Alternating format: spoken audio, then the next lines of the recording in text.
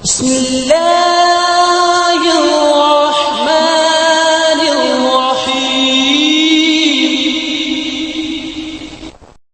আসসালামু আলাইকুম রহমতুল্লাহি ওয়া বারাকাতুহু। সম্মানিত বন্ধুগণ, আপনারা সবাই কেমন আছেন? আশা করি মহান আল্লাহ তাআলার ইচ্ছায় সকলেই ভালো আছেন। আমিও ভালো আছি আলহামদুলিল্লাহ, আপনাদের দোয়ায়। আপনারা দেখছেন কোরআনের বাণী ইউটিউব চ্যানেল। আপনাদের সাথে আমি আছি হাফেজ মাহমুদুল হাসান মোরসালিন। বরাবরের ন্যায় নতুন একটি আমলের ভিডিও নিয়ে হাজির হয়ে গেলাম বন্ধুগণ, আমলটি হলো পাওনা টাকা কিভাবে আপনি ফেরত পাবেন। এই আমল খুবই পরীক্ষিত আমল, খুবই পাওয়ারফুল আমল। যে আপনার থেকে টাকা ধার নিয়েছে, খরচ নিয়েছে, অবশ্যই আপনাকে সে টাকা দিতে বাধ্য থাকবে ইনশাল্লাহ এই আমল করার পরে। অনেকে দেখা যায় পাওনা টাকা তুলতে খুবই কষ্ট হয়, পাওনা টাকা তোলা যায় না। তবে পাওনা টাকা দুই কারণে মানুষ দিতে চায় না। নাম্বার এক, মানুষ টাকা সংগ্রহ করতে পারে না, জোগাড় করতে পারে না, যার কারণে আপনাকে দিতে চায় না, দিতে কষ্ট হয়, টাইম অনুযায়ী দিতে পারে না। তার হিসেবটা আলাদা, টাকা দিবে সে, কিন্তু কিছু লোক আছে টাকা নিয়ে শেষরামি করে, অর্থাৎ টাকা থাকার পরেও দেয় না, দিতে তার কলিজায় কষ্ট হয়, অথবা মেরে খাওয়ার ধান্দায় দেয় না, অথবা সে মনে করে না দিলে আমাকে কি করতে পারবে, এরকম মনে করে। তো যারা টাকা ধার নিয়ে দেওয়ার ইচ্ছা আছে কিন্তু জোগাড় করতে পারে না, তাদের হিসাবটা আলাদা। তাদের জন্য এই আমল করবেন না, বড় ক্ষতি হবে, মারাত্মক ক্ষতি হতে পারে। কিন্তু যারা আসলে আপনি মনে মনে বুঝবেন যে এই ব্যক্তি আসলে টাকা দিতে চাচ্ছে না, টাকা ঠিকই আছে কিন্তু দিতে চাচ্ছে না, তার জন্য এই আমল করবেন। যারা শেষরামি করে, যারা আপনাকে হয়রানি করে, প্রেশানি করে, তাদের জন্য এই আমল করবেন। খুবই পাওয়ারফুল আমল। সে আপনার বাড়িতে এসে ডেকে টাকা দিতে বাধ্য হবে ইনশাআল্লাহ। কোরআনের এই আমল আপনি করে দেখুন বন্ধুগণ। শিরিক, কুফরি, তাবিজ, কবজ এগুলো থেকে দূরে থাকবেন। নকশা আঁকা এগুলো থেকে দূরে থাকবেন। শুধুমাত্র আল্লাহর কোরআনের কারিশমায়, কোরআনের মুআজিজায় আল্লাহ তাআলা ওই বান্দার মন অন্তর ঘামিয়ে দিবে, এবং এত পরিমাণ ঘামিয়ে দিবে ওই বান্দাকে, আল্লাহ তাআলা ওই বান্দা বাধ্য থাকবে আপনার বাড়ি এসে টাকা দিতে, এত মনের মধ্যে দয়া সৃষ্টি করে দিবে। তো বন্ধুগণ, সেই আমল নিয়ে হাজির হলাম। যারা আমার কোরআনের বাণী ইউটিউব চ্যানেল সাবস্ক্রাইব করেছেন তাদেরকে অসংখ্য ধন্যবাদ। যারা এখনো সাবস্ক্রাইব করেন নাই বন্ধুগণ, সুন্দর ইসলামিক ভিডিও পাওয়ার জন্য এখনই সাবস্ক্রাইব করিয়ে দিন বন্ধুগণ। সেই সাথে ভিডিও ভালো লাগলে একটি লাইক দিয়ে দিন, কমেন্ট বক্সে আপনার মতামত জানিয়ে দিন কোন বিষয়ে আপনি আমল চান, অথবা আমাদের আমল করে আপনি কেমন উপকার পেয়েছেন সেই সম্পর্কে জানাতেও ভুলবেন না বন্ধুগণ। ভিডিও ভালো লাগলে এবং শেয়ার করে দিন, প্রতিটি মুমিন মুসলমানের দরজায় পৌঁছে দিন। আল্লাহ তাআলা 1 কোটি করে সওয়াব, উপকার হওয়ার কারণে আপনাকেও আল্লাহ 1 কোটি করে সওয়াব দান করবেন। আমি ভিডিও তৈরি করে যে সওয়াব পাবো, আপনি শেয়ার করার বিনিময়েও সেই সওয়াব পাবেন বন্ধুগণ। আপনারা যারা আমার সাথে যোগাযোগ করতে চান, ডেসক্রিপশন বক্সে হোয়াটসঅ্যাপ লিংক দেওয়া থাকবে, লিংকে ক্লিক করলেই সরাসরি যোগাযোগ করতে পারবেন। এছাড়াও আমাদের ঠিকানা হলো বগুড়া চালাপাড়া নারুলি রাহেলা হায়াত স্কুল সংলগ্ন আমাদের চেম্বার, আসতেও পারবেন। সেই সাথে বন্ধুগণ, অনুরোধ করে বলতে চাই, ভিডিও কেউ টেনে টুনে দেখবেন না, স্কিপ করে দেখবেন না। কথার মতো কোনো ভুল ত্রুটি হলে মেহেরবানি করে মাফ করে দেবেন, ভাষাগত কোনো ভুল ত্রুটি হলে মাফ করে দেবেন।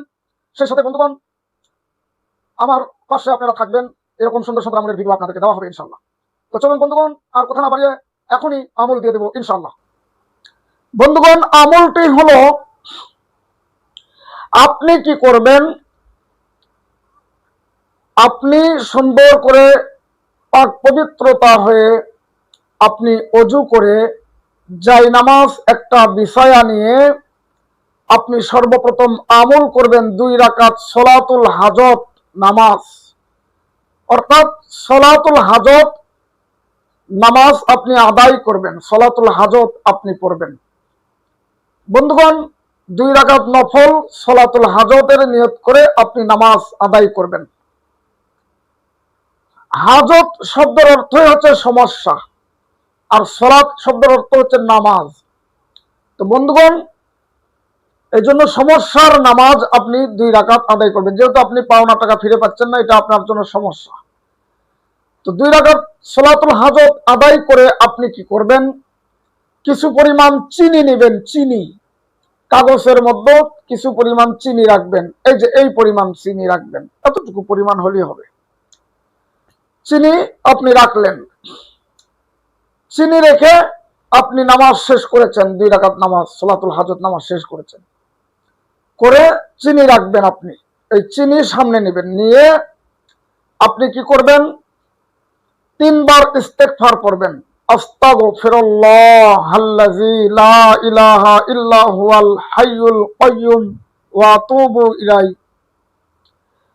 আতুবু ইলাইক। এই ইস্তেগফারটা পড়বেন, ইস্তেগফার 3 বার পড়বেন। এরপরে 3 বার দরুদ শরীফ পড়বেন, দরুদে ইব্রাহিম, যেটা আমরা 5 ওয়াক্ত নামাজের মধ্যে পড়ি, অথবা ছোট দরুদ পড়লেও হবে, সাল্লাল্লাহু আলাইহি ওয়াসাল্লাম 3 বার পড়লে হবে, তবে দরুদে ইব্রাহিম পড়া উত্তম। এজন্য দরুদে ইব্রাহিমই আমি সাজেস্ট করব আপনাদেরকে, দরুদে ইব্রাহিম পড়বেন। 3 বার দরুদ ইব্রাহিম পড়লেন, 3 বার ইস্তেগফার পড়েছেন, 3 বার দরুদ ইব্রাহিম পড়লেন। এখন আপনি কি করবেন, কোরআনুল কারীমের একটি আয়াত আছে, আয়াতটি আমি বলে দিচ্ছি, খুবই সহজ আয়াত, সবাই জানেন, সবাই জানি আমরা এটা, এমন কোনো ব্যক্তি নাই যে এটা জানে না। মূর্খ ব্যক্তি হলেও যে কোরআন পড়া জানে না সেও জানে, যে কোরআনের কিছুই জানে না সেও এই আয়াতটা জানে। আয়াতটি আমি বলে দিচ্ছি, বিসমিল্লাহির রহমানির রহিম, ইন্না লিল্লাহি ওয়া ইন্না ইলাইহি রাজিউন, ইন্না লিল্লাহি ওয়া ইন্না ইলাইহি রাজিউন, ইন্না লিল্লাহি ওয়া ইন্না ইলাইহি রাজিউন। এটি আপনারা 101 বার পড়বেন। মনে রাখবেন বন্ধুগণ, নিয়ম কিন্তু খুবই সুন্দর করে মনে রাখতে হবে। 101 বার পড়বেন এই আয়াতটি। পরে আপনি কি করবেন, ধরেন আপনি এভাবে 101 বার পড়লেন, ইন্না লিল্লাহি ওয়া ইন্না ইলাইহি রাজিউন, সহি শুদ্ধভাবে আপনি পড়বেন।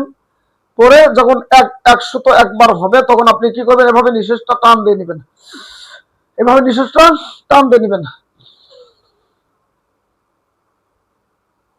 নিয়ে আপনি কি করবেন, দম ছাড়বেন না, আপনি আস্তে আস্তে করে ওই চিনির ওপর ফু দিবেন, এইভাবে। আপনি যতবার ফু দিতে পারেন, কিন্তু দম কিন্তু ছাড়া যাবে না, দম আস্তে আস্তে ফুয়ের মাধ্যমে দম ছাড়তে হবে, নাক দিয়ে দম ছাড়বেন না, মুখের দ্বারাই ফু দিয়ে দিয়ে দম ছাড়বেন আস্তে আস্তে করে, এভাবে নিঃশ্বাস টানবেন।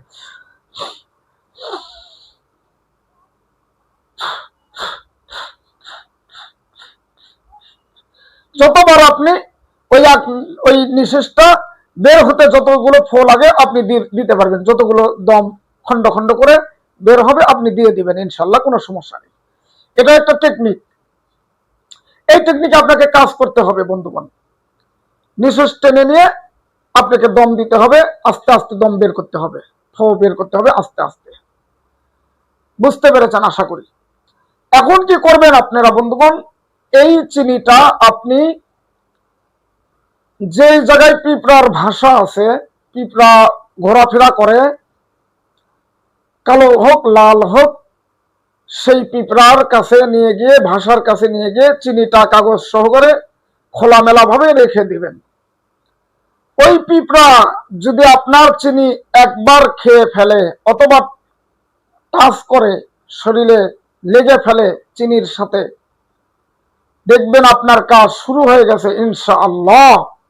কোরআনের মুআজিজা প্রকাশ পেয়ে যাবে, আপনার কাজ শুরু হয়ে গেছে।